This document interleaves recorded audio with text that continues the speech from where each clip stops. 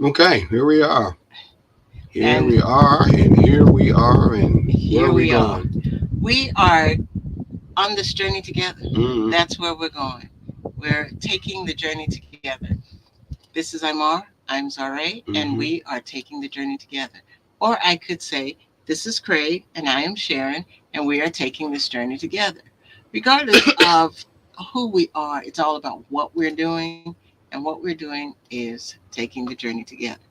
I'm going to start off while he's doing what he needs to do, or what Because he I have to be the engineer at engineer. the same time Yes, on this good, nice network.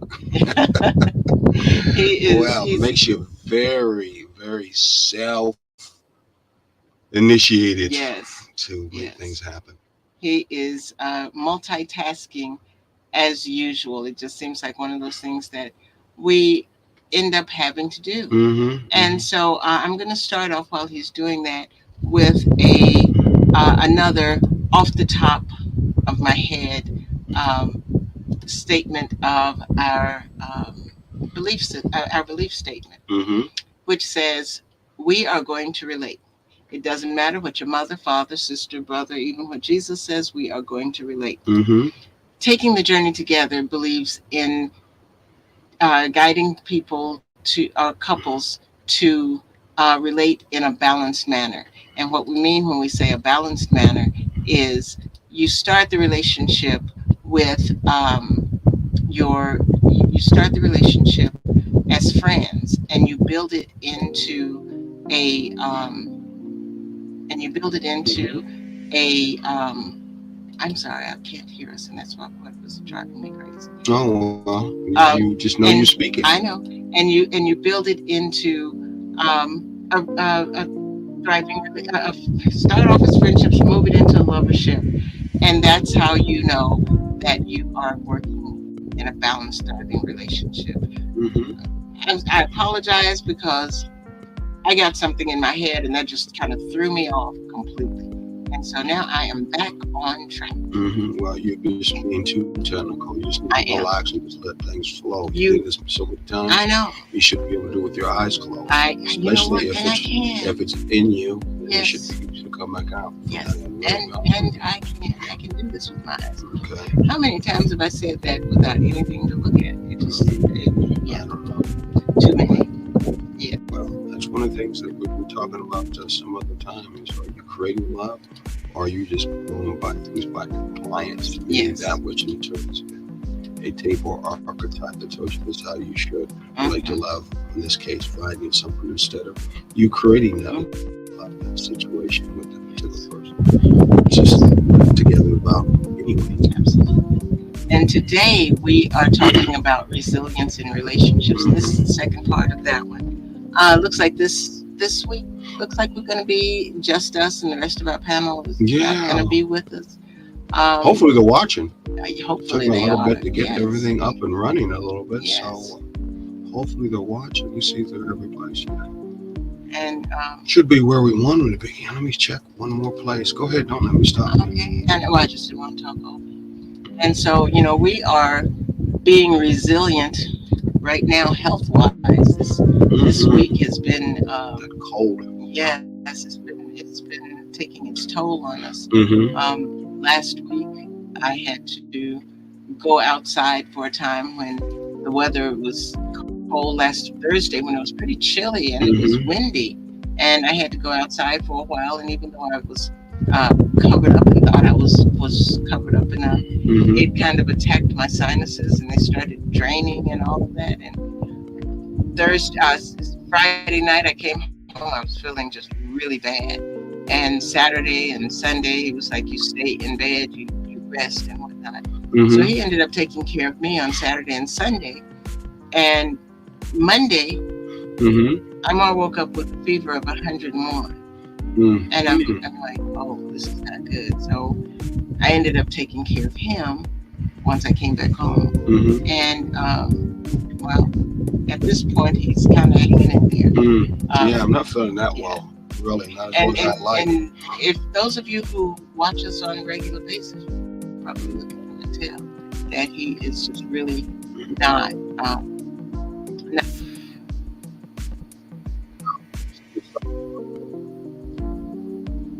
trying to be resilient just by us being here instead of being in bed. But as you know, in relationships, resilience is important. Being able to bounce Yes. back is important.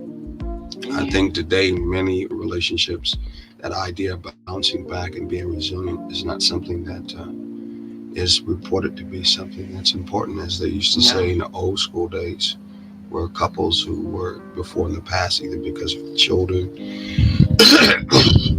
or ideas because of church, the ideas that say that we're supposed to be together, we have to Yeah. be together. Those things were parameters or barriers that kept, you might as well say, forced us, good or bad. Today, where a lot of we make more money, we have more freedom or privileges, being able to drive, being able to get food. Some of us know that women are working, and some of us know that men are doing better in jobs, especially in the African American side. So we don't necessarily feel like I have to. And on one side, that's kind of good because we're able to operate more than from my have to point of view, which is, I think, more slave minded, if you Yeah. even say. We Comes can more of go a out. want to. Yeah, exactly. We Yeah. become more as if we should be, which are human. And Mhm. that means we have choices. And of course, choices when it comes to a relationship, especially a long term balanced relationship, you got to choose to want to be there. Exactly. You got to choose in such a way that you feel you should be there, not because you feel forced to, especially with all the different options that are out there. So the importance of resilience is important just because of the fact that if you want to be there, then your resilience will hopefully be based on, I want to be here, Hmm. and And I'm not, going to do what it takes to stay here. well, yeah, yeah. And I would also say from the standpoint of not because I have to, because I want to. From that standpoint, and other people will say, well, resilience should be, but want to should not be based on resilience. It should be based on me having no struggle, me having no problems. So therefore, if I'm having no struggle, no problems, then I don't see any reason to have drop times, bad times to have to recover from. Well, if you two are that perfect, then go ahead with your bad self. But even twin flames don't even exist like that. If you know twin flames, like they don't even exist that way. In other words, no such thing as perfect. Anyway, in a relationship, you're bonding or connecting together, finding those things in common with one another, from independence to interdependence is definitely something that's important to move to in a balanced, healthy relationship. And because of that, that's going to take something that you create, something that you want to do. Hmm. And resilience means there are going to be times when, as you say, you got to withstand the stress and the conflict to be able to bounce back Right. from setbacks. And those setbacks may have nothing to do with you too. So the baggage could be carrying with you. It got everything to do with one thing in life. You know what that is? When you open up the door and you leave out of your house, your trailer, your truck, your car, whatever you may be, you got to deal with life, Yes, you meaning with do. other people. And you never know what their issues are going to throw your way that you're going to have Exactly. to deal with. And Exactly. that can be the thing that Hmm. just um, basically messes up everything in your day from that at that Hmm. particular time. Exactly. So yeah, we definitely need to focus on that. Exactly. Exactly. And when you understand it that way, that you have to deal with other people, then the universal law that comes in, called the relationship, has to be put into play. And that power of relationship is, how do you deal with that power, or called the glue that connects us all together, especially in a relationship? How do you deal with that glue? What kind of structure, what kind of ways are you dealing with to be able to connect? What we talk about is the hot principle, which is what? Honest, open, and transparent. Exactly. Honest, open, and transparency. Well, between all of that, you still going to have that backdrop of, do you want to be honest? Do you Hmm. want to be open? Do you want to be transparent? Because of perfection is not going to happen. No. So there's another way that you can use to be able to get back on that honest, open, and transparency in your relationship. And it's called resilience. Yes. Again, resilience. So we've been talking about resilience last time, weren't we? Hmm. Yeah, this is our second Second one. second part of talking about resilience. I think I've talked so much to you that You're through. yes, it's clogging up on me, and Mm-hmm. I get to. It needs to become resilient so that we can get through this. But yeah, it's sounding kind of scratchy. It's not feeling scratchy, We but got it sounds like. one friend that became a follower, somebody that we know. Oh, Look at, hello, how are you doing, yes, Miss Dion? Dion. We're glad to see that you decided to come in and watch and see what's going on today. Yes. Yeah, definitely, definitely. So let's move into a little bit more resilience. Hmm. Those who are watching us locally in the Savannah, Georgia area, boy, we're going to have to be resilient after what some of us were not comfortable with how the race for the candidates, whether it was council or for the city council or the mayor in the local area of Savannah and its surrounding areas. And I know where, some of us are feeling very, how can I say it, tired out, feel like all of our Yes. work we did, Holly, no one really came out and voted as they Energy could have, drain. energy drain. But yet, hey, resilience is all part of life.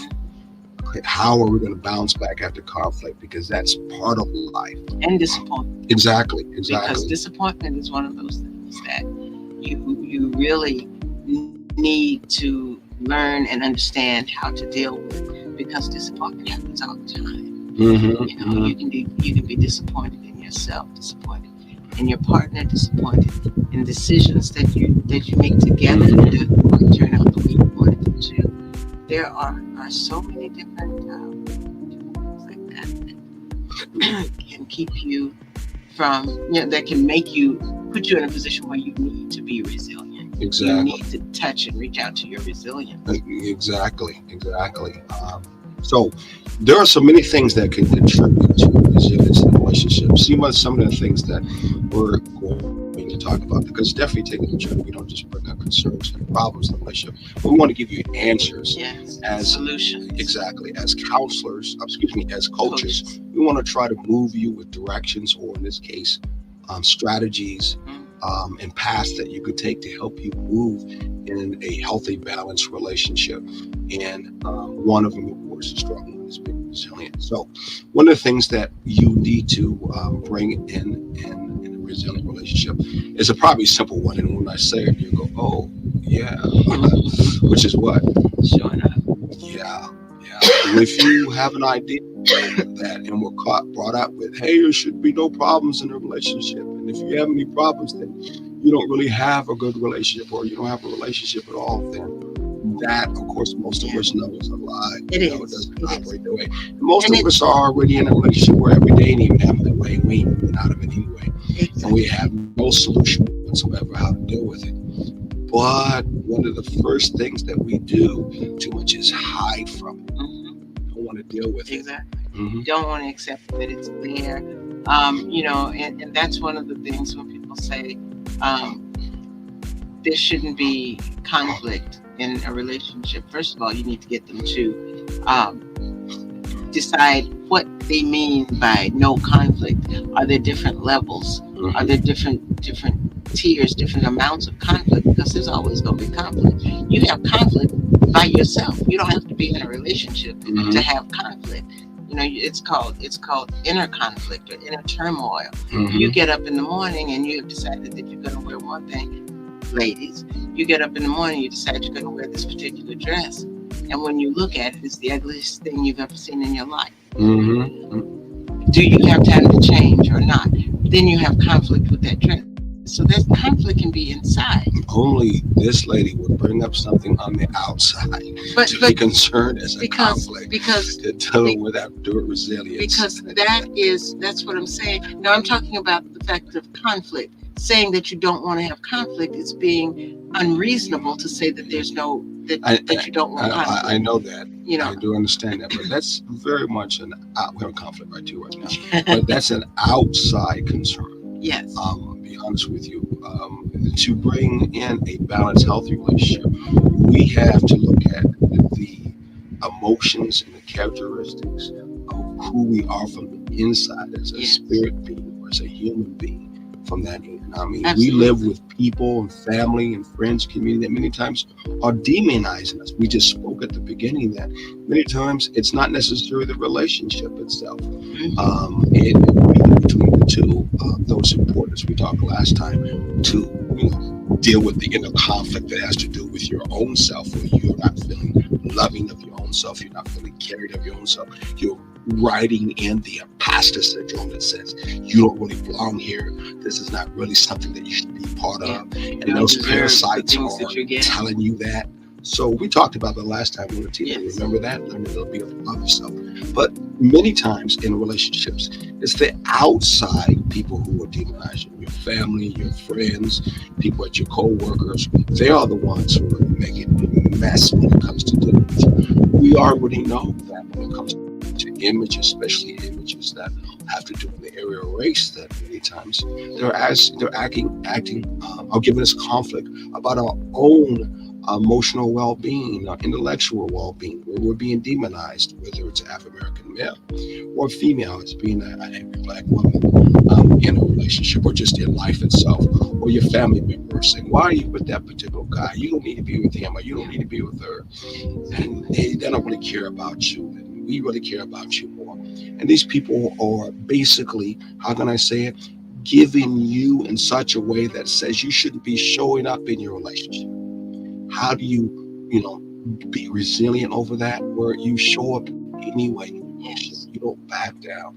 You relate to that individual in that relationship. In this case, we're not talking about showing up to the family members because many times they don't care anyway Yes. in the first place. And the thing of it is that lists a conflict right then and there, because Mm-hmm. then you end up in a conflict between your parents, your family, and Mm-hmm. the person that you love, your partner, because you've got to you find yourself in a position where you feel like you have to make a choice. Mm-hmm. You have to decide, okay, do I stick with my family, or do I stick with him or her?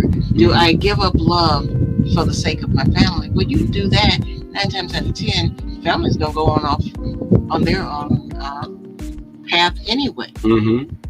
and you'll be sitting there saying, "Now what? Now you got to be resilient." But you need to be resilient before you even get to that point. Yes, yes, definitely, definitely. And we live with the conflict many times in a relationship where we're battling power play between one another, whether it's jealousy because she makes more money, or jealousy because of the fact that he's more flirtatious, or in Or terms. jealousy just because you don't feel like Hmm. you deserve him or her. Hmm. Hmm.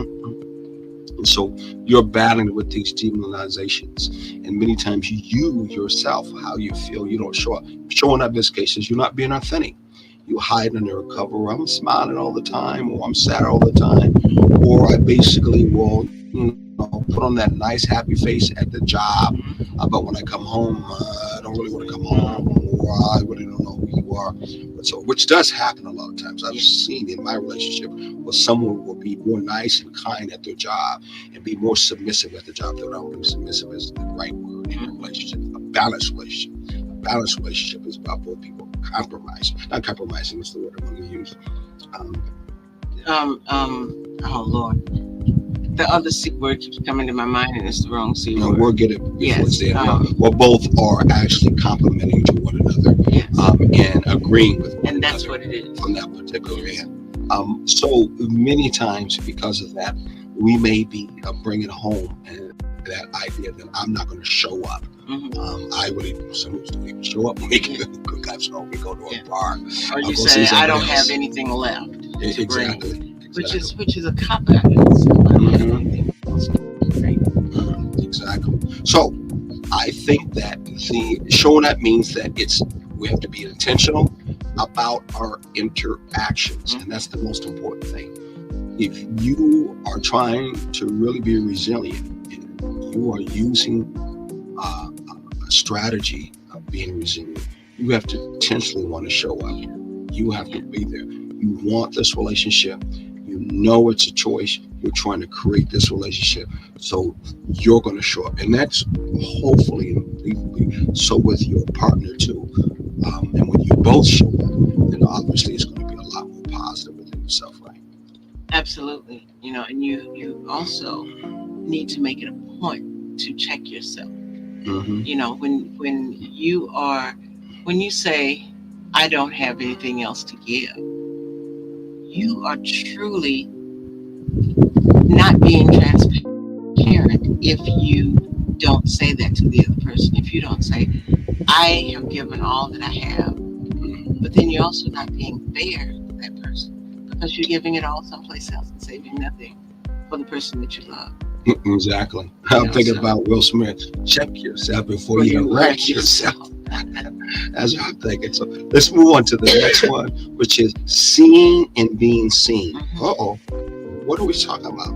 Well, physically, that's what we're talking about. Sometimes that is. Sometimes in a relationship, when things are not going good, someone disappears in another room. I know some relationships where a guy, most of the time, sadly, could be stereotyped, a guy would just disappear for days and just come back. You ever been in a relationship like that where a guy would just disappear for a day and then come back? I have not. You've never heard that before? Oh, I have heard it. You said I've ever been in a relationship like that. I have not, fortunately. But I have not. I have heard of people leaving for days. I have heard of people finding excuses to leave for days. There was this one person that I knew who would go on, let me just put it the way it was. He would go out on maneuvers and come back 2 days after the maneuvers were over. And it was accidentally found out by his wife that this was happening. Cough it out. Cough it out. Cough it out. Cough it out.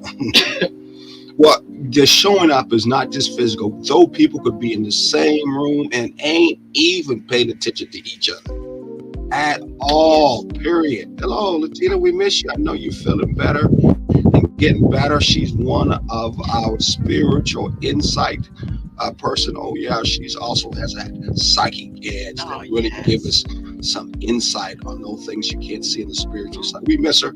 Definitely. You get better, dear. You get better. We're sending some spiritual blessings out to you so that we can see you around. We miss your energy. Yeah, we do. We really do miss your energy.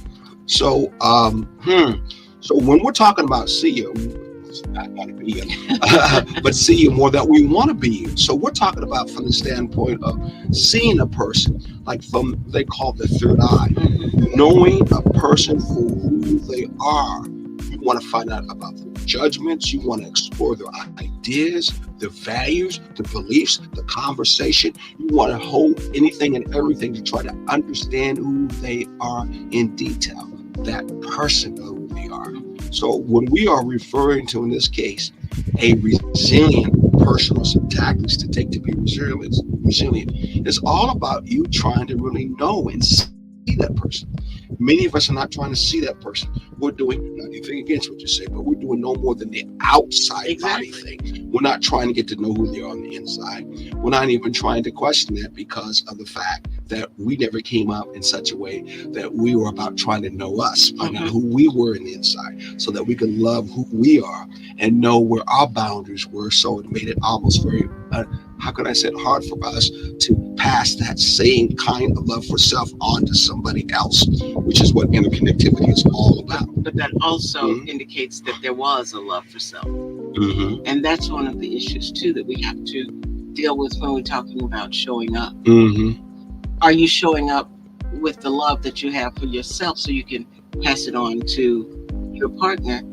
Or are you just showing up without love for yourself, and that's what you're passing on? Yeah, wow. That's always getting me to touch into another one that we're going to talk about once we come back off the PSA commercial. But being seen means letting someone enter into your world. Being seen means I let someone into my world, and that's part of being resilient, because maybe you fell out of place with each other because you weren't allowing that person to really see you from the inside. It was mostly on the outside, and that's why you two fell apart. and you haven't really been going through the process of creating love, creating that relationship so that other person can see. I know many relationships do not operate in a balanced and healthy way. Been in them, seen them, observing where it ain't about you trying to really know me. You Right. just need to believe by magic. I love you so deeply that you just really don't know. Well, that's exactly what it is. I really don't know Yeah. because you ain't sharing nothing about you with me anyway. That's the problem with that word deep. We Hmm. don't know what that means. When I used to do open mic, Hmm. and at this one place they would ask for affirmations, and then when it would say, after somebody would do their poetry, Hmm. you get the affirmation. Somebody would say, "Oh, that's so deep." Hmm. So what does that mean? Hmm. What does deep mean to you? And as long as you leave it as just deep, you're not being Hmm. Hmm. because you're not being open, you're not being honest, and you're not being transparent. And the thing is, can you tell yourself what deep means? If you Hmm. can't, how you gonna think somebody else is gonna understand that? Hmm. Hmm. So, so I am so sorry. My throat is just all of a sudden deciding that it wants What? to just kind of clog up on. Well, on that particular note, because I'm trying to save something, I'm gonna go ahead and go to a commercial, which is Mm-hmm. usually earlier. So please hang on, everybody, as we go to a commercial, and we're gonna get back, and we're gonna move a little bit more into what are some of the techniques, what are the things you have to, present and practice when it comes to being resilient in a relationship. You already know in a balanced, healthy relationship we're talking about. You already know that things are not going to be perfect because it doesn't exist. You already know that you're going to run into problems. You already know that even though you want to be in this relationship, hopefully someone else is, life has it that other people you have to relate to outside of whatever demons could be in your closet too at the same time. Being resilient is important to be able to bounce back and continue in that relationship, hopefully in such a way that it's not as bad as it was before. So let's go to a commercial. Let me see if I can get here. I'm pretty sure I can since I did it 3 times before. Anyway, There it is. is this one? We'll try this one. You sure? Okay, here we go. I think so. Uh-oh.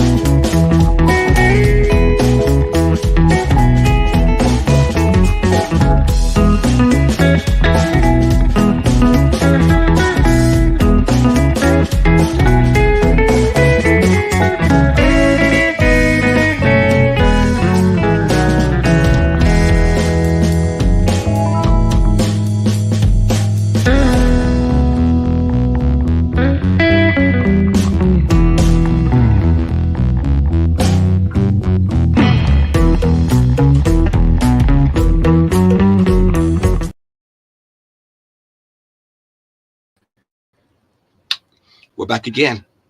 And we're going to share. And glad to see you back, and glad to see that you didn't disappear Yes. from us. Let's give a little bit about us so people can see us at other places.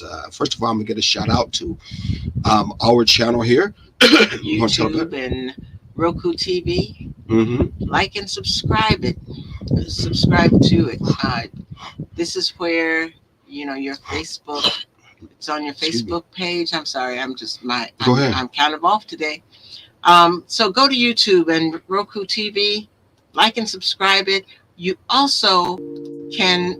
What is it called when they cash app it? What is that No, I'll called? put it right here. There you go. Okay, donate. That's the Yes. word. All $ all things relevant on Mm-hmm. Cash App, and that way you can support and donate. You can't put a donut in the mail. Donate. You said donut. I heard you slip a donut. Oops, I guess that's what I'm thinking Yeah, about. Yes. I guess so. No, but seriously, Mm-hmm. use the Cash App, $ all things relevant, Mm-hmm. and donate. It doesn't matter if it's $5, 5 cents, $500, $5,000. I forgot. All of that. Where can they find us? Other places. We can be found every Saturday morning from 9 to 10 a.m. on WRUU radio station, where we're also talking about Been under the longest. healthy, thriving relationships. Absolutely. Yeah, been under the longest. WRUU.org. Yep. And you can find our archived ones. Oh wow, sorry. And that's okay. You can find our archives at rebrand.ly/ttjt WRUU. We But the have. important thing is 9 to 10 a.m. on Saturday mornings on WRUU 107.5. Exactly. 107.5. The information we give, I heard a pastor said one time that we were on the show, you could be asking for a whole bunch of money as other counselors and coaches do with the nuggets of information that you give to really help a relationship out, but you're giving it away free. So take advantage of it, especially if you go to our archives. There's so many things that we've talked about in elements to make your marriage or your long-term relationship balanced and healthy for the last 3 or 4 years. And so we'd love to have you be able to go back and then pull that out, as a pastor have said, and make that as for being your freezer in the archive. You may have to open up, and I guarantee if you listen to it, you will get something out of it to be able to take with you, won't you? Exactly. Okay. Let's see. Oh, we didn't say where we could find What's that? us at Taking the Journey Together. Oh, okay, there it is. Yes, www.takingthejourney-together, and that's our website. We also have have an email. Where is that? we have an email, They can email us if they have any concerns. I don't know what that's. and we have Instagram, and I don't know why. Is that up there? Oh, there's the email address. Okay. Taking the Journey Together. The email is ttjt@takingthejourney-together.com. Facebook, you can find us at TTJ Together, and Instagram is Taking the J Together. Taking the J Together. Exactly, not the joint, folks. It's the J. J. It's going to make you high enough to have you at least not just tolerate, but to really love and want to be in that relationship. Absolutely. Not in a fantasy way. No, at the same very time. realistic and desirable. Though creating fantasies, as you did many times when you first were related to one another, it's just as important, especially during mundane times where we have many Cialis moments. But you could do something When the weather that gets is cold and you can't fantasy, go outside. and you could create things that are exciting with one another through games, through TV shows, going back to old memory things, or just bringing cards or doing things like that to make that relationship exciting during a mundane time, instead of just acting like you two don't exist in the same room and just going from one exciting time to another, and everything between you, like, I don't know who he was. From that end. Because even now it's so A lot of them don't even have dinner together. Mm-mm. They don't have a cup of coffee together in the morning. They can leave at the same time and not even stop to have a cup of coffee with one another, Mm-mm. or start their day at the same time. For those people who work from home, you Exactly. know, it's a very deep separation. Hey, look, Miss Latita, she even when she's out and she's around, she still has something good to say, which was, are you sure? Why don't you read that? Yeah. Are you showing up? I don't see you because I don't see me. Ooh, we deep. You're not being hot. I love her little the way she goes in on things like that. And yeah, that's the thing. If you don't see yourself, you don't see anybody else. That when you said that, Mm-hmm. that was so right on target. Yeah. And then there are those people who can't see somebody else for seeing themselves. Mm-hmm. Mm-hmm. Mm-hmm. Neither one of them are right. You're Mm-hmm. in a relationship together, so you need to see and experience each other equally. Mm-hmm. I see me as much as I see you, and vice versa, Mm-hmm. so that we can share in that. But yeah, that is, she was right on target and with and what she and, was and saying. what a way to be able to expand your relationship Mm, when both of you are trying to know each other that much more, yes, and creating new ground, creating new adventures, even mundane ones, so that you are able to be able to know each other even that much more. I know one of the things that we have with many of our programs and shows, especially African American shows. We don't have enough African American shows that we never show have. balanced relationships where it's all about us knowing each other in a positive way. And the ones that do show are more dramatic and like soap operas. And Yeah, they basically are not very positive, not very uplifting. And when it does something that's very passionate, it really presents mostly pain and anger yes, and not comfort, not uplift and joy or humor or something positive or inquisitive or exploration wise. It doesn't really show any of that, sadly, when it comes to reflection of us. So we're thinking a relationship, it ain't gonna happen in our types of relationships. So I might as well not even think about that, which is really, really too bad. Really too bad. So let's look at the next one, which is what? What's our next one that we get ready to talk about? sharing power. Which is one of the things that you talked about. Yes, sharing power Mm-hmm. means practicing equality and refraining from domination or control. Mm-hmm. Yes, Here's one that, yes. of course, I should the first time. Ah, wrong one too. So sharing power is what again? Sharing power. Okay, that Mm-hmm. is the wrong thing right there. What I was just saying. Um, sharing, You can still keep share. going. Well, I said I, you can go. I'll get it here real I soon. know, I know. Sharing power means that basically you are doing things together and not Mm-hmm. one person being more in control than the other. Mm-hmm. And that's where that is very important. Mm-hmm. Um, the operative word is sharing, and Exactly. being able to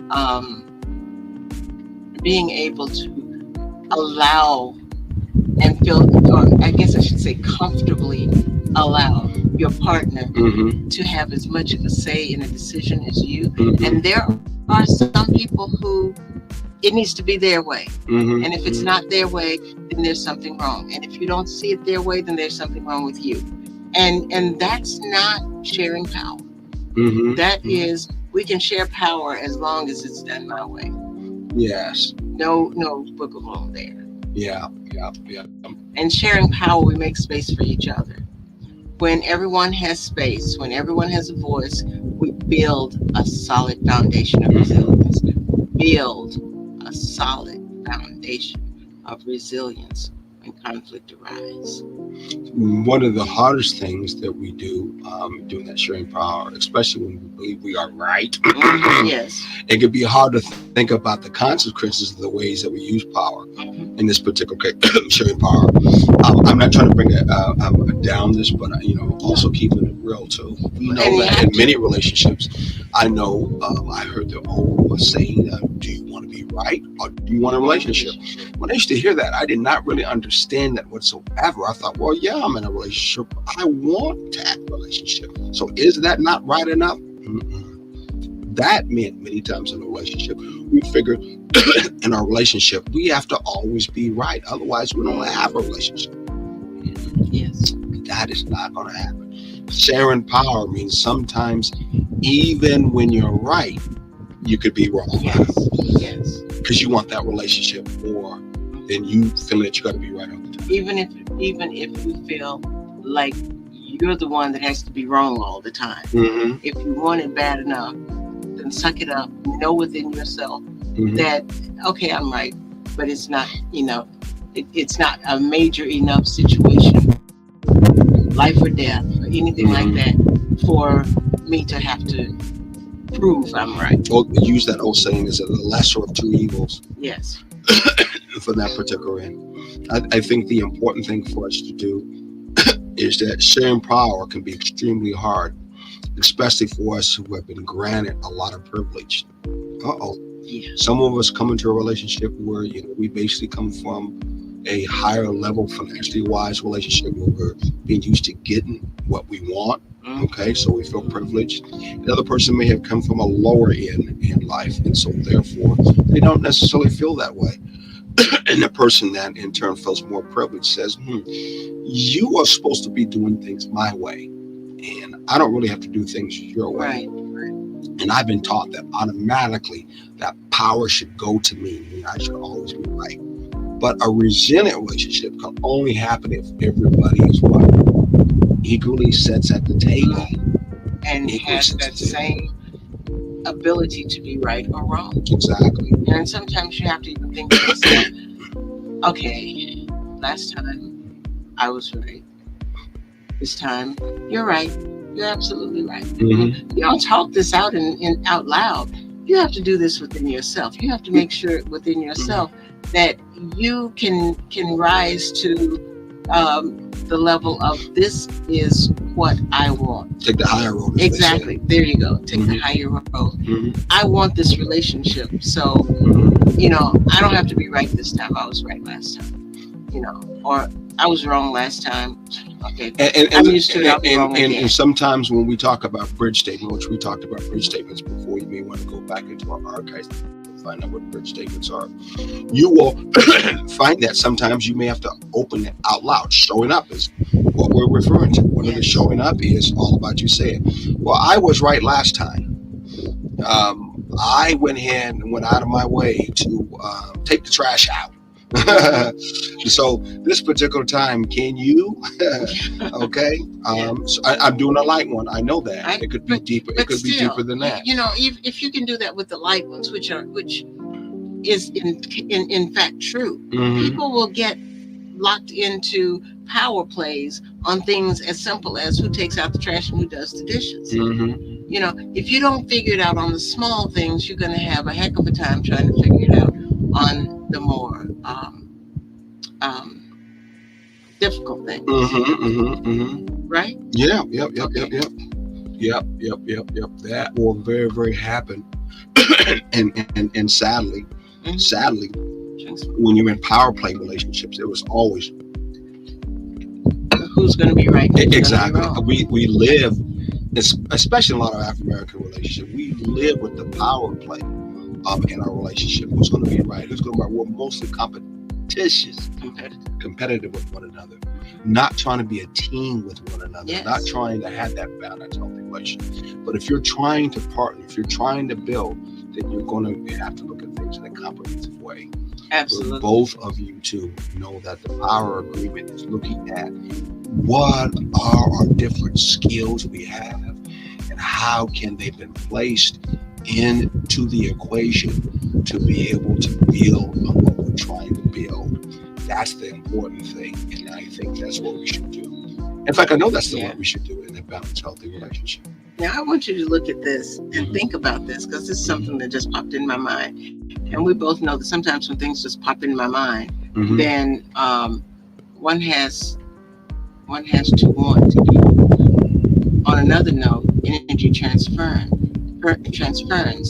Now you have a light cough, brother. y'all syncing up. That's so true. So Yeah. true. I want you to I want you to think about this because when things pop into my mind, sometimes Mm-hmm. they're right on target, and sometimes they're so far off target, the target hasn't even been set up. Mm-hmm. But this is what I was thinking about: a way to stop people from being, in that power play. I got to be right. I got to be wrong. Mm-hmm. No, I don't want to be right this time. Mm-hmm. Have a deck of cards, Mm. and the cards all say, "I'm right" or "I'm wrong." Mm-hmm. And when you're in that conflict, Mm-hmm.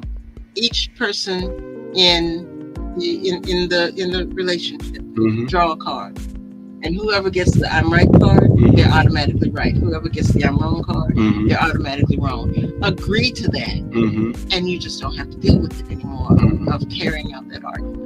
Okay. I can't necessarily say agree to that, Well, but that's what you just came up with. no, that's what I'm saying. It just popped into my head. So, what do you think about that?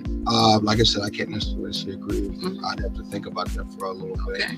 and see if we can find a compromise in that particular matter, or see how complimented, whatever it How it is. complements. Yeah, but and that's only because of the fact I'm trying to still engineer at the same time. I understand. But that leads us to the next one too, since we got a couple of minutes left. You know what that is? Disagreeing well. Are you good at disagreeing? Can you disagree without being disagreeable? Uh-oh. I think again we grow up in such a way that when the idea of in a relationship, if it's a right one, it's a good one, or if it's anyone, Yeah. then we should never have conflict. We should never have conflict. Never. We should always, in turn, have agreements. And if we always have agreements all the time, there is never, excuse me, Never ever. And we would never have a time where somebody does that on the show in real life. But and it's life, and it's live. It's a live show. Yeah. And you have to do what you have to do. And if we can't deal with that, well, I mean, think about it. We live in a country, we live in a society that's basically based on image, and the image that's pushed is not a reality. Even the reality shows are scripted. Yes. You'll never be in a similar situation that show up in a reality show. But, and I mean, how many times can people really have a camera in somebody's place? And then the people who are in turn you're videotaping are going to actually feel comfortable enough while you're around in the camera to stop being themselves. Exactly. That's literally impossible. So but on one that particular thing you can say about this is you are being honest. Mm-hmm. You're open, honest, and transparent in what's going on, because you've got a throat issue, you've got a sinus issue. Mm-hmm. You're not like, okay, I'm going to just sit here and deal with it and pretend that I am fine and healthy and everything is all right. No, let's talk about the reality here. The reality here is that's not quite the case. Mm-hmm. No, we're good. We are definitely good. I just stopped it to type something. We got a question up here. Let's check and see what that question is. Yes. Who is it? Okay. No. Oh no, that's Letita. She said that before. She talked about our coffee. That's Araya Oh, Scott. there's Mrs. Hi, Ryan Scott. glad you're with us. Very glad you're with us. I read the word "miss" someplace else. I'm sorry. Yes. But yes, glad you're with us, and I love it when you check in. Wow. Hey, we just got through getting word from our sponsor. No, excuse me, from our engineer, and the person. Well, actually, I'm the engineer, but the person that's over the whole thing. Thank you, Julius. He says we can go to 7:30. So, let's go to 7:30. Keep your fingers up, keep your toes crossed, and keep your eyes looking forward. We're still going for a flight. Must be something very, very good we're talking about. I think when it comes to resilience, wow, we need that today. We definitely need that. How are we going to be resilient in today's climate where everything's about being polarized, everything's about being opposite? And I didn't even know how relationships were staying in relationships today at a high level. I want to stop you for just a minute. Letita, we just got an extra 30 minutes. And so what that says is we know that things that you're not 100%, but you have been throwing in, you've still been with us. And so if you can still spare us another 30 minutes, we would love to have your tidbits dropped in. definitely would. Exactly. And now she said that too. So Yes. we expect no less. I was hoping Dr. Frazier to be around too. Yes. So let's go into disagreement. Okay. Okay. Relationships are also resilient if you have the ability to what? Disagree. Yeah. Go Oh ahead. Go gosh. ahead. Yes. Use a little bit Yes. more. Look up our notes. Yeah. You can Go ahead. hold the weight of conflict and impasse. Instead of running away from disagreement, we must learn the art of healthy disagreement. Can you believe Healthy, you can have healthy healthy disagreement? disagreement. That has everything to do with where you have to believe that in a relationship you're going to disagree. Yeah. We do not have too many belief systems, shows, and images that says disagreement is going to be in a relationship. And if it is, we're going to act like it should have never been existing there. You lied to me. It was something that in turn has been falsely deployed. And we were supposed to, have that marriage that goes over the cuckoo's nest, no, excuse me, And over it's the already moon. there. And we're supposed to never Yeah. have had any problems. So if we're disagreeing, I don't know how to handle it, and I'm just going to totally fall apart. Yeah. And if Or have a fight and beat you up. One of the two. Yeah. I'll get beaten up. but either one of those is just like what you said, jokingly. Mm-hmm. The relationship has gone over the cuckoo's nest. Mm-hmm. But you want to stop it before it gets there. You want to be able to learn how to disagree without it going over the cuckoo's nest. Exactly. You are definitely, she's saying something to do. You are definitely, I guess what we just said that at the Well, no, end that was a little before that. Oh, okay. When I was saying that you're if drugs were allowed. so stick with us. Well, you know what?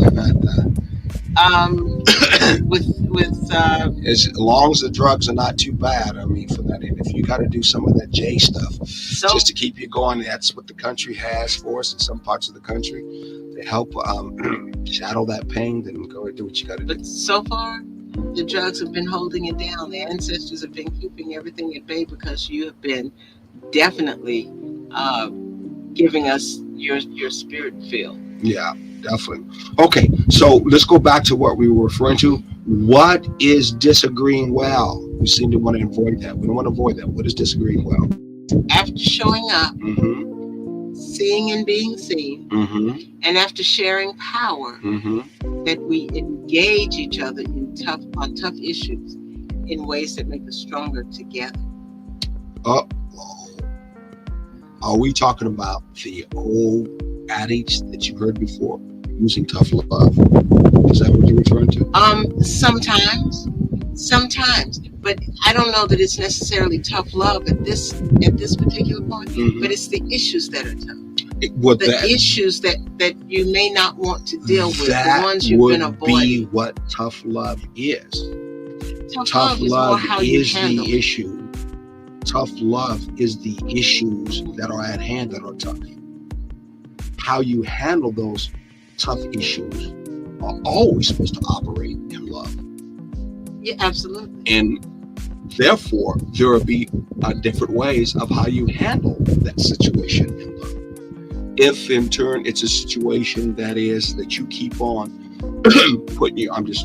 keep on putting your hand in front of the fire, and you keep on thinking to yourself, I'm not going to burn, it's extreme. Yes. Then that's a tough thing, because you keep on in turn seeing your partner's hand and it's burnt from that end. You're going to have to say something tough to that person. Stop. Don't do that. You may have to grab him at the same time. That individual might think you're being pretty tough on me. How dare you grab me? Give me my space. Yes. You see what I'm saying? I do. So in this case, tough love has to do always with the situation that you're handling. Yes. So of course, it's how you handle it. Yes. You may have to handle the situation a little bit different. I remember one time you said to me, you can't treat your kids always, when I was talking about tough love, the same way. And I'm like, well, that's tough love. You got to handle it. But yet, what you were trying to say is you have to deal with your child or your children appropriately, how they are, how they relate to the world, how they, in turn, how can I say it, emotionally can handle and listen to information and knowledge. they're individually different like everybody else, and that's so is your mate. Yes. So some mates, I mean, we're just going to be honest with you. Some of our mates are just hard headed. Yes. They ain't gonna. But anyway, they're not gonna listen to No, anything never that. at all. No, maybe it's me. And so sometimes you can be soft spoken, like you try to be, and it may not move me at all. Sometimes you're gonna have to be a lot more forceful, a lot more assertive. I don't want to say you want to slap me around, but Never. I might like it. No, I'll be so. But you may have to be a little bit more assertive, more forceful in your tone of voice to get me to listen to you. You understand what I'm saying? Definitely. And I definitely see what you're saying. I was stuck on the issues part. Things like one of the partners is spending too much money. And it's a chronic thing, and but you kind of overlook it. You know, it'll stop. Okay, well, we're not in dire straits financially, so it's okay. We can kind of handle that until you get to the point where a piano was bought without any thought to it, other than okay, we're gonna have the money to pay. And so. And that's a tough issue. You're going to have to discuss that. Well, think about a situation in your relationship, because we've both been married before. You were married for 30 years. I was married for 16 years. So this is our second marriage, folks. They said the second time around's a chime. Second time around. Must be feeling better. So think of a situation in your first relationship or this relationship where it was a financial situation. A large financial situation, which is usually the setup, where it was disagreeable in the financial decision in the first place, and what made it even worse was nothing really was said until it was over. In our relationships, we could actually think about that. Think about what yours could be. Give us an example, just an example. In an example in my last relationship, because we really don't have a lot of issues now in spending money that was that's not agreed upon. But in my past relationship, there was a house that was bought that was agreed upon. What was not agreed upon was that at one particular time when I had to be gone for a couple of months, that the mortgage would not be paid. The whole mortgage rent's not being paid. Yes. What a stereotype you see all the time. The mortgage wasn't paid. And then when the mortgage was paid, the mortgage company decided, well, you're this amount of months behind, and so no, you're gonna have to pay that overage in order to get back on track. And at that point, that was the first I had heard of the fact that it wasn't paid. That was one of those things that we did not disagree on. Well, let me ask you something, because I'm thinking about in this relationship where a lot of times you allow me to do most of the financial decisions, and I do let you know obviously about it, but you usually let me, as some folks say, pull the trigger from that end. And I appreciate that. That's part of a balanced relationship. Did you get involved with a lot? Meaning, did you show up and asking about the bills? Did you show up and ask questions? Because we're gonna talk a little bit more that when it comes to disagreements, one of the things that you have to do is you have to work like an archaeologist. You got to carefully dig in and find the meaning and the nuances, handling anything with great care and detail. And a lot of us in our relationships, we pretty much slough it off. Either we have the old adage that someone from the old school is, that man is supposed to save me and take care of me, so he'll take care of my bills and he'll handle all of the financial stuff, and I don't have to worry about it until if he passes away, then I don't know what's going to happen. Or if he shenanigans, takes the money and does something I don't know anything about it, I'm not paying it. place, then I'm, shit out of luck, as they say from Yeah. that end. Should we not, when we're talking about in the area of resilience, should we not have been in that relationship in such a way where we always have been, carefully being involved, wanting to know what's Mhm. going on in the complexities that are involved with someone's view and what they think, Yes. especially when we're not talking about, for example, the financial area in the first place in the relationship, Absolutely. instead of waiting on the end, like some people say, where the house is on fire and then you're trying to run around to put it out. Exactly. Yeah, exactly. And that's the way. That's the ideal way. Well, That's that would be the balanced way. that would definitely be the That's the balanced and healthy way. ideal You way. call it Yeah. idea. Yeah. It's the healthy way in a Hmm. relationship. Yes. And this is the I mean, I hate to use the ideal way. I like to think of it as being a balanced and healthy way. Hmm. And being healthy is not ideal. Being healthy is natural. Yes. Healthy is part of life that we should want to be And as human beings. To be honest with you, exactly. And I can agree with you on that. I can hmm agree with you 100% that on that. that's where we But should be here's rising here's to. absolutely. Hmm. But when you don't have that in front of you, Hmm. whereas you go into a relationship understanding about healthy, balanced relationships, you go into a relationship muddling through. Yeah, yeah. You you muddle all the way Under through. the social dynamics that we talked about, Mhm. where you have a program tape, socially wise, that say, I call it archive Yes. wise, not archive but arcade, where that man is supposed to take care of me. Mhm. He's supposed to do what it needs for me to be able to operate and live. I know, and we know that there's some relationship where there's some young guys.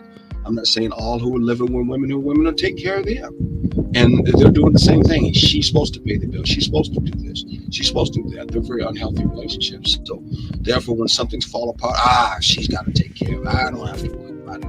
Or she'll complain about, why didn't you do this? Why didn't you do that?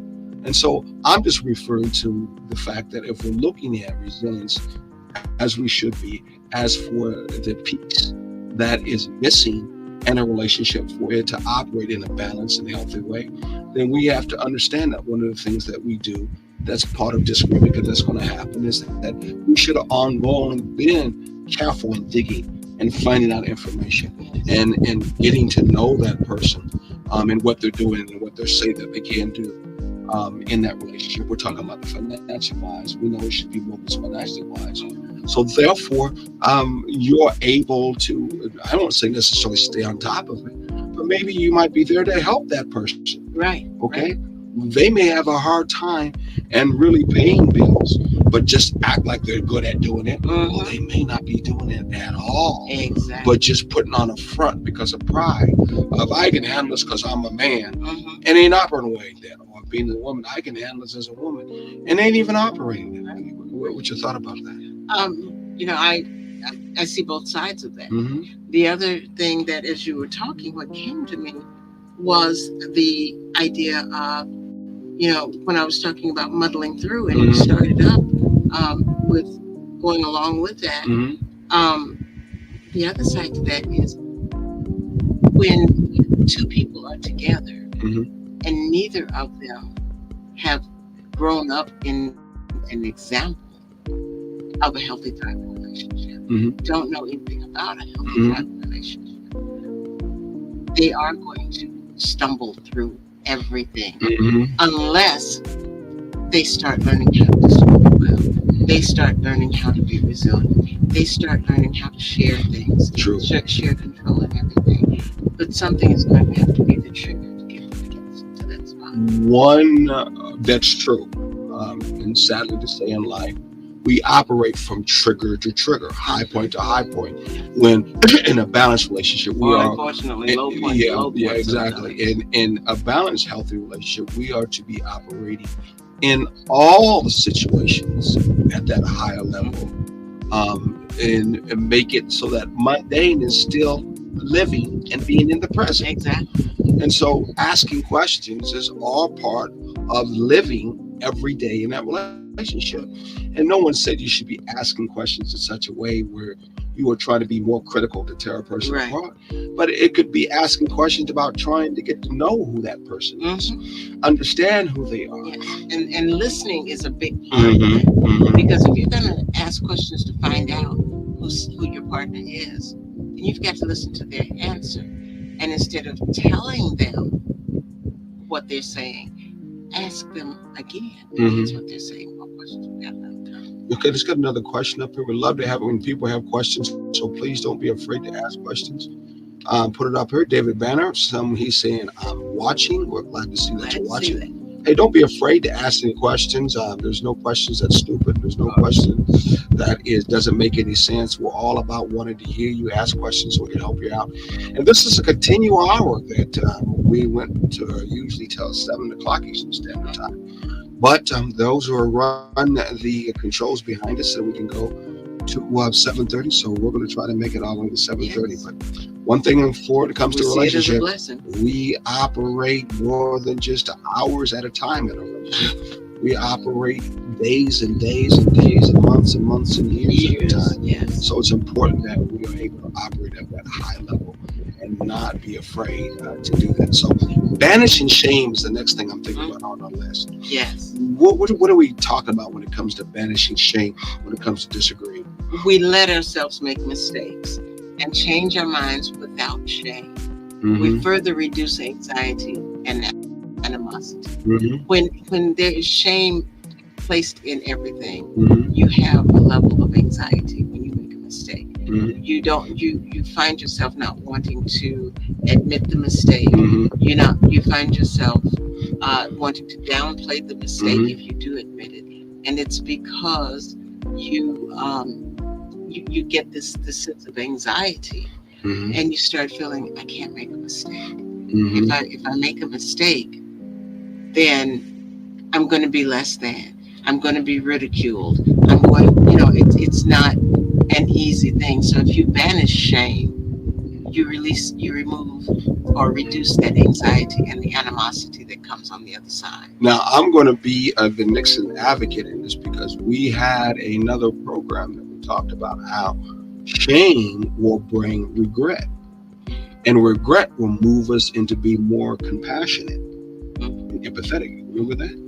Because we were talking about, in this case, how can you go through the process of feeling someone, loving someone, or being empathetic? Remember, it's called caring. So how do we deal with the fact when we look at what you just said, banishing shame, and yet at the same time saying, well, shame brings regret, and regret can actually change someone and move them to be empathetic. Is this a opposite dichotomy between one another, or is it so perplexing that we really just can't understand it? Because I know a lot of people today are all about, hey, there ain't no shame in my game. And therefore, when it comes to me being empathetic or caring towards you or anyone else, I ain't even thinking about it. Don't even think that you can shame me. And we live in a society right now where shame ain't even part of the game or the life that is even entered in. And people are doing shameless stuff. Oh yeah. If you ask me. So let me ask you, how do you place shame in ours to you? You pretty much figure, shame is to be blamed, and therefore let's get rid of it totally. I think there is a place for shame. Okay. I don't think shame can necessarily be placed upon somebody. If it's a situation that I would feel shameful in, then that's me and how I look at things. I can express to somebody how I feel and how ashamed I am of them, but placing them in a position where I'm saying, I feel shame, so you should feel shame, and something is wrong with you if you don't feel shame because I would feel shame this way. I think that's somewhat unrealistic to expect them to go with it. But more than anything, I think what this is talking about banishing shame or reducing the anxiety and everything, I think it has more to do with how often you're placed in the blame game or the shame game. How if it's from time to time somebody can say something to you and let you know how you're coming off, and you're like, Mm-hmm. oh, I am so sorry. I'm ashamed of myself for that. That's one thing. But then to do it constantly and expect that same result, I think that is where the anxiety and the animosity comes in. Well, I will say something that has to do, especially with ancestral African American background. I mean, many times our mamas and our grandmothers and our aunts shamed us into being straight. Talk about scared straight. I know many times where I was doing some things out there that I should be doing. I hated when it came to Thanksgiving time. I hated when it come to Mhm. family gatherings, and I was hungry, and I had to go into that kitchen or through that living room, and all them aunts and sisters were there.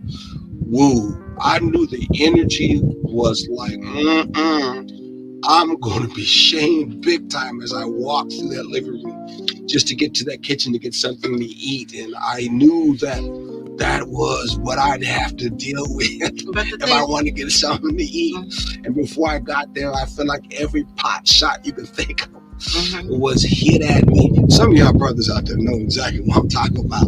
Before I got in the kitchen, if I made it walk strongly like a strong stone rock guy, but by the time I got there, my arms were broken, my head was cracked, and I was barely making it into the kitchen. And I knew some of my cousins and stuff. They're like, "Man, I ain't going in there. I'm going to the back door, or I'm going to ask somebody to go get me something to eat from there. I ain't even dare going in there whatsoever. I know what I got to head for." So, I mean, I think shame sometimes is a very good way of bringing people and moving into empathy. I don't know about today because people ain't got no shame in the game whatsoever, and and they're I shameless from that end. But I think shame sometimes is a good way to be used, especially since we talked about before. Shame is another way to present empathy, and I caring can about someone else more than just yourself. right, I can understand that, and I can go along with that. Mm-hmm. But as it says in our notes, no one likes to operate in the gotcha environment. You know, I didn't like walking in except that for extreme living room, but I circumstances. needed some food. But that was an extreme circumstance. Mhm. Consider that it's much more effective to leave shame at the door. Focus on calling in, educating, not calling out, shaming or embarrassing. And I think you're right. A lot of people have come through that role of public shame, public Mm-hmm. humiliation. Mm-hmm. And I think there's a Sometimes you difference. need it. If you're open to being Absolutely. public about your lack of shame, Yeah. sometimes you're going to need that public shame to bring you down a couple of Yeah. notches. And hopefully, the down a couple of notches is going to have you You're be right. not so nauseous. It have you be a Exactly. lot more empathetic Yeah. towards And people and and your own self. there is Because definitely. sometimes you are a figment in your own damn mind. Mhm. Yes. And you think you all that, and really And you're you're not. not. No, you may think that you are God or a goddess, Mhm. but yet you got no divinity in how you actually Yes. relate towards other Yes. people. None at all. Period. Yeah. And Very I self-centered. I really believe that there is a place for you to bring somebody down a notch. I think there is. I mean, we do it with our kids all the time. What were you thinking? Stand here and talk to me about what you just did. We do that to our kids. Think about what you did. And how do you feel about it? And that I can go with completely. And I'm not just saying for your children. I'm saying even in a relationship. But what I'm saying that can lead to the anxiety is when you feel like you're being, the situation is being created and crafted so that you can be in that position. Well, I think you're referring to the individual too. You Yes. made me lose one of my I'm thoughts sorry. too, but that's all right. Because sometimes it has to do with the individual. The individual means, as we talked about before, some people, excuse me, oh my God, some people are a lot more sensitive. Yes. So they already might be operating in empathy, not enough empathy for themselves, or maybe too much empathy for themselves, feeling more like a victim. And therefore, if you shame them much more, it sends them more into depression. depression. It Yes. sends them more into oppression, Mhm. and And more their into self awareness Mhm. gets, confidence gets even much Yes. lower. And some And people are also like send that. them more into denial. Exactly. And so the level of shaming, because it's back to love, in Mhm. this case, tough love. We were talking about the situation as a Yes. person, what's appropriate in connection to that Mhm. person.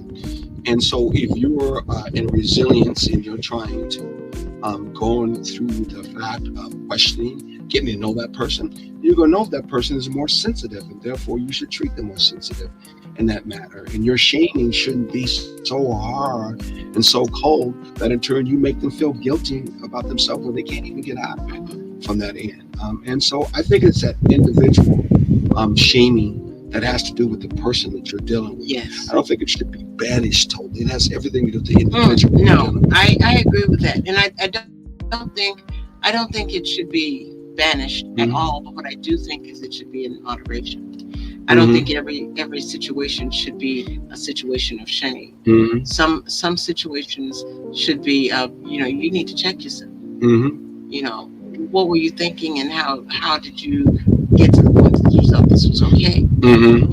And not necessarily you ought to be ashamed of yourself for walking out that door when you did. Well, I was angry. Yeah. That type of thing, Hmm. within reason. I think the key thing here is we talked about before, if we go back in our archives, we talk about caring. Mhm. That caring has everything to do with empathy, meaning caring about more than just yourself. Yes. And that embarrassing or shaming people has everything to do with that person doesn't have much empathy Mhm. for other people, let alone Right. themselves. Right. And in a balanced, healthy relationship, empathy for that other person in the relationship is vitally important. Yes, it is. It's a foundation that's very important. You Mhm. can't be interconnected between one another. You can't be operating in a unit in such a way where you're not empathetic Right. and trying to find out that other person in such a way, which is the very process of being empathetic in Mhm. the first place. Yes. But Knowing that person, indicating getting to know that person. exactly, but indicating to that person Hmm. that they should be ashamed all the time is That's the wrong. is not That being that that empathetic that to them. that would be wrong, Yes. because that person will never have a chance to gain the kind of confidence in such a way that says, "Ooh, you are seeing me having empathy for you." Mhm. And that my empathy for you is because my love that I have, I'm going for myself, is being reflecting, as Latita said, back to myself and going back Yes. to you. Because in Yes. a balanced relationship, it is an ebb and a flow. It Absolutely. is an ebb and a flow. And you two are mirrors with one another. Mhm. So that empathy should go both ways. And sometimes you have to remind each other about being empathetic to one another. Yes. Sometimes we have to be reminding one another that we need to be empathetic to one another. We are trying to create this relationship together as one. If you're in that one thing, Mhm. or between the two, of course, and so that is very important. And so we need to many times check ourselves to make sure that we are being empathetic to one I another. agree. That's the only reason why I'm staying emphasis on that, Mhm. Yes. and thinking that important, because it's from the end of empathy brings out, opens up that door of allowing Mhm. us to know one another, to Yes. care about one another, to love one another. And if in turn, agreeing with you, if you're too embarrassed to love yourself, then you can feel uncomfortable. You're too embarrassed to love that other particular person. Yes. And therefore, you don't have a good ebb and flow in that relationship. Right. Let's hope that you move in a balanced way where there's not much embarrassing between one another. Mhm. You could sometimes look at, sometimes we do playful embarrassing. Yeah. What Yeah. would be an example of a playful embarrassing? Um, Playful embarrassing is when you make a slight little mistake, and then somebody says Because Bernard, well, hello, Bernard. Good to see you, yes, my friend. and you are in luck tonight because we're on an extra 30 minutes. Exactly. So glad you could join us. So playful Embarrassment. embarrassment I is can think of one between you and me. okay. Go for it. Wow. Because When I we first met each other oh in gosh, Denver, yes, and we were going up to the only, what was it, glacier. glacier in all of America, St. Yes, St. Mary's. Mary's Glacier. And you decided to come with me, and like, I'm gonna go with this black guy to climb to the I top of didn't this decide to come with mountain. you. You invited me, and I Exactly. Exactly. I'll pass And this most on. people are like, nah, we ain't doing that. We ain't going no glacier. It's not all what you think. Too. We had to wear no big boots. We had to put no spikes on. We had to worry about yo lily hoo and all that other stuff to get there. It was a heck of a walk. I have to admit Oh, it that. was. But when we got there and parked where we needed to park, we opened up the back of the trunk, and you pulled out the shoes you were going to wear. You want me to tell the rest of the story? Or you going to do it? So he walked over to see if we were close enough to the path that we would take up. And so I said, great. I had on sandals. I said, I'm going to put on my gym shoes. I had pulled my shoes out of my car and put them in his car because I was leaving my car down in Denver with my daughters so she could get around for the day. She'd have transportation for the day. Mm-hmm. And so I just grabbed the shoes and threw them in there, didn't pay attention to them, didn't look at them or anything. So when I got them out and got ready to put them on, I put one of them on, Mm-hmm. and then I got the other one out, got ready to put it on, and it didn't fit. Mm-mm. The reason it Don't didn't fit, then you must quit. I know if it doesn't fit, you better put it back in the car Okay. and figure out something else. Because I had two pairs of white gym shoes. Mm-hmm. Something that I generally do not have is two pairs of white shoes of any kind. I had two pairs of white You gym can tell shoes. she don't want to be embarrassed. No, I was. It was funny. It was the funniest thing. And so at this particular time, he's walking back, and I'm realizing I had picked up the same shoe, one from each of the pair, and it was the same shoe for the same foot. They were both the shoes for my right She foot. put them on the ground. I took a look. I put one on. And to me, it was like, I'm a test to see if this black woman can really laugh at herself. Because most sisters I dated at that particular time, they would not laugh at me. They laugh at me, maybe. Me be their entertainer or the clown. And homie really didn't play it anyway. But I didn't think, man, I'm going to check her out and see if she really could be human at this time. Because it was funny. It was funny. When I did it and I realized what had happened, I had already decided by the time you came back that we were going to walk up that mountain. I didn't care if I broke my sandals or what. We were going to go up there because you had told me so much about it. I wanted to experience it. So what'd you do? And so I told him, I said, guess what? I said, I have two shoes for the same foot. Well, I mean, I saw it, so it was no guess what about it. I think the main important thing is that you looked at me, and for a second, you wanted to see if I was going to give you a look of the kind of shame and embarrassment that said you as a human being was worthless for not having shoes, or if it was going to be a healthy embarrassment that was embarrassing. Yes, funny embarrassing. It was going to be a determining factor one way or the other. Exactly. Because I had been in a situation where if I made a slight mistake, then I was stupid. Mm-hmm. If I made a slight mistake, then it was the end of the world. If I made a slight mistake, you get the picture. In other words, the shaming wasn't based on them trying to present empathy to you from them. Right. They were basically showing you no empathy towards you and saying in so many words, there's nothing that's really empathetic about you or caring about you that I should connect with. Exactly. That's what you were saying. I later found out through some, my healing process and stuff, that was not about me. That was about him and how he felt your about first himself. relationship. Yes. And so I was like, okay, either this man is going to let me be silly and goofy and do some things that are just kind of ridiculous and off the wall, because I do them a lot. And we will, and we'll laugh about it. We'll find a plan B and we'll make this thing work. Or he's going to get angry and we're going to get back in the car and go back. It'll be a bad red flag. Yes. One thing is for sure, after that, we have had times where there's been that, and then there's some red flags that came up that has shut that door many times. But that has a lot to do with the fact that if you don't know and understand what resilience is and bringing in the disagreement, but disagreeing well and presenting this particular case, that area of shame that's healthy, that doesn't say at the end, I'm not trying to be empathetic to you.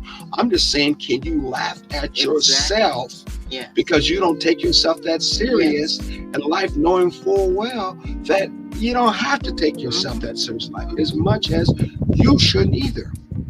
Yes. Right? Absolutely. Love does that. So, It and we're does. still working on that because sometimes I can be a pretty serious person Yes. about And things. sometimes I can be real goofy.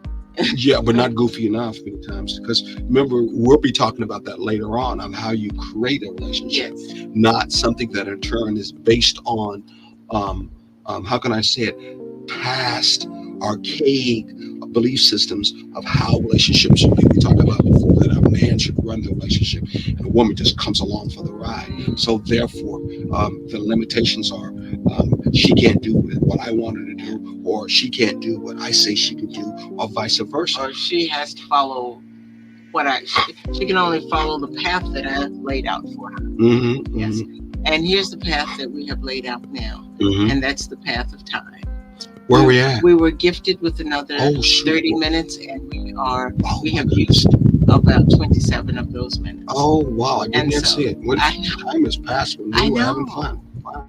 I know. And I got energized as we moved on into it because I was feeling tired and scratchy in the throat when we first started. So I want to thank everybody for allowing us to be hot and real as we were going through this and sticking with us and listening to us and what we had to say. And be with us next time because our next one that has to do with relationships or resilience in the relationship, we're going to talk about how this builds up into sharpening us. That's right. A balanced, healthy relationship helps us become more sharpened. Yes, we want to exercise to be healthy, to be more sharpened, to be more clear. To help us build, to help us be able to enjoy the adventures of life. Where in your relationship, you should want that same thing too. You have a right to that same thing in your relationship. No matter how old you are, you have that right to be able to do it. Right. So these things that we're presenting, these kind of elements we're presenting, these kind of tactics, whatever you may want to say we're presenting, is going to help you be more sharp in your relationship in your older age. And you're in your younger age too at the same time. So stick with us when we come back around again, and make sure that you share with your friends, your mates, and to your enemies. But no, so And don't forget to refresh between now and next Thursday, and go back and listen to this again. It's okay. yeah, exactly. Exactly, definitely. Well, until next time, all we can say is make sure that you live a resilient life because life is all about changing. Make sure at the same time, you know that in life that you can always overcome and come back again and live healthy because life is like a ocean. It has waves that go up and down and cycles, right? Absolutely. Okay. And make sure you continue to take this journey together. Yes, Ashe and amen. Ah, here it is.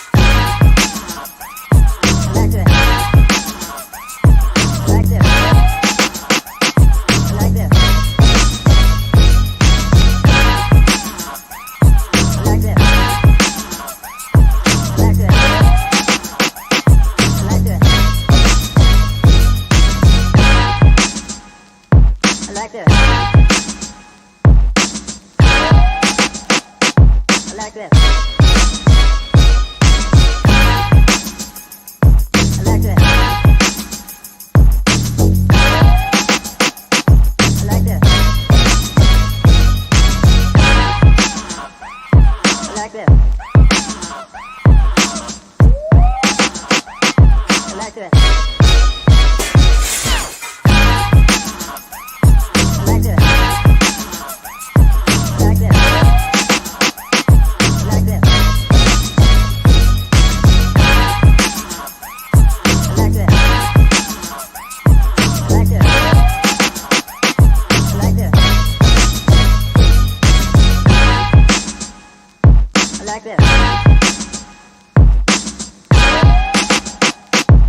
this.